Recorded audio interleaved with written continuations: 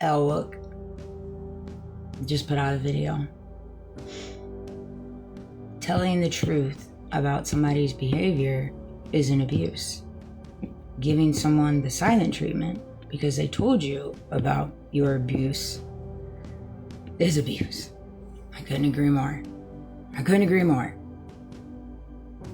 It's one of those things. So many people want to run on treating people poorly, treating people unfairly, treating people disingenuinely, treating people with preconceived notation, or treating people in a way that is not genuine and not truthful, but on the back end, you're treating a person this way because you're focused on what you can gain from this relationship, from this friendship, from this business venture.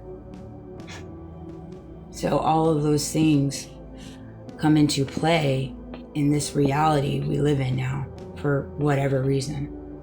And so when you choose to remove yourself from being poorly treated in various different factors, and then you remove yourself from the equation altogether, and they still have a problem with you after you've removed yourself, you have to ask yourself, well, who actually was the problem?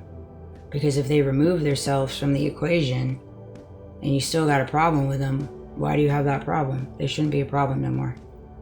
There's that venture of it too, but it's just like, again, in the various places in all my intertangled relationships, my marriage, my friendships, the business I work for, my family, things of this nature. I'm not saying I was perfect by any means in my relationships with them or my connections with them or whatever the case may be.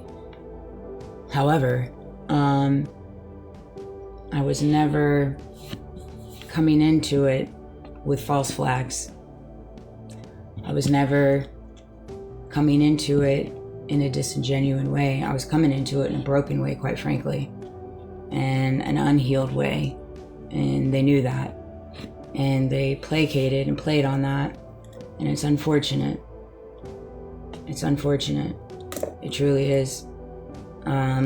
But that's where you kind of have these generational curses, these generational things that have been groomed, that have been taught to us when we were younger based off things that they've went through in their life, in their upbringing, in their parents, and so on and so forth. And things that they consider right and wrong versus things that I consider right and wrong. And so there's just a imbalancing of the scales right now. And so there's kind of unveiling in different ways that God is doing to kind of balance those scales.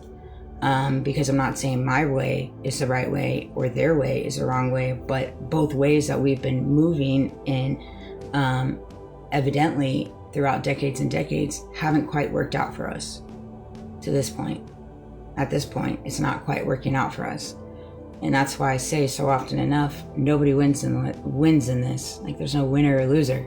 It's just, we have to get away from the thinking of like, there's a winner and a loser, because it's going to take both of us coming together as one to become a winner, where we're both winners, instead of a winner and loser type thing. Like, my way is the right way, your way is the wrong way, or your way is the wrong way and my way is the right way. You have to be able to find a happy median within yourself and recognize different things, you know what I mean? And that's the hindsight 2020 is like, I wish that there was conversations, you know? I wish that there was true, authentic, transparent conversations with everyone, to where I could have a true understanding of it, and make sense of it all, really.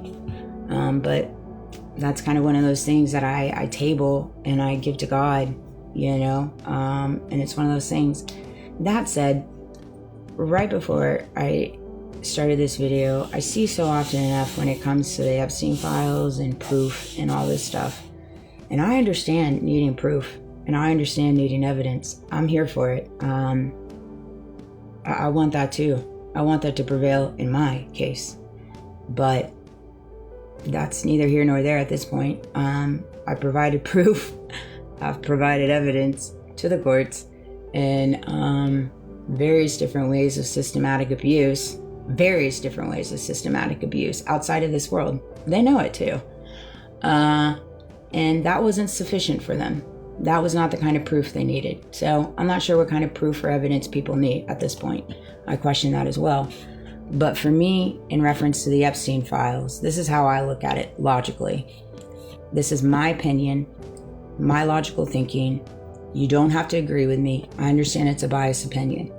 But I'm going to put it out there and for it to land where it lands. Okay? Here's the way I look at it when it comes to Epstein files. There's been a plethora of files put out with blatant evidence or blatant accusations, okay? With pictures, with timelines, with dates, with names. All of that has been provided to us, okay? My question is, if there's no proof and evidence, what is the harm in investigating it? What is the harm? If there's no proof and evidence inside the files, why aren't we investigating it? Okay?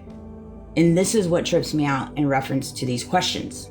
Like, plausibly, if there is a crime that was committed, wouldn't we investigate it to figure out the truth?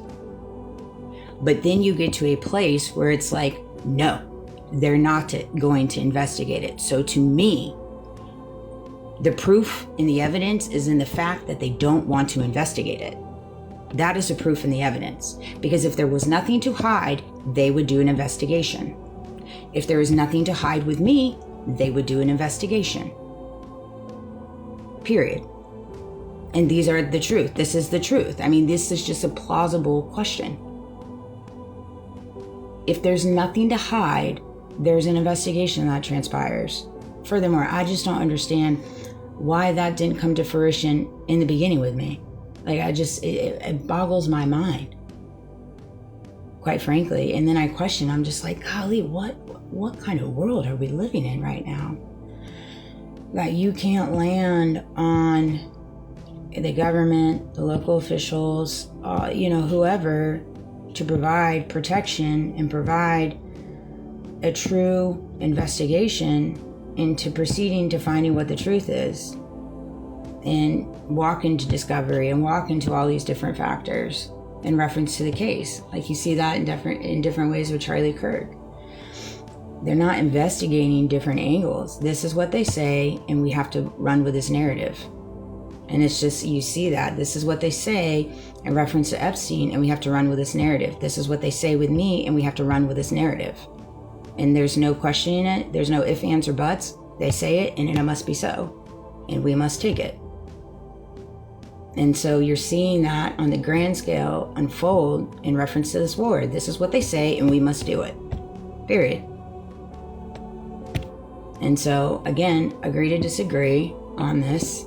I know it's an unbiased opinion, and I understand where you guys are coming from completely, but this is just my mindset on where I'm at with it and why I question it in reference to the Epstein files. Because I'll tell you this, if it was my baby in those files, you best believe I would be moving mountains every single day to fight for investigation. You best believe if that was my baby, my son. And so I think that we need to think that, you know what I mean? Because it very well could have been, and so I again, agree to disagree. I appreciate everybody where they're coming from, but this is how my mind operates in reference to that. So I love you guys. I hope you have a great day.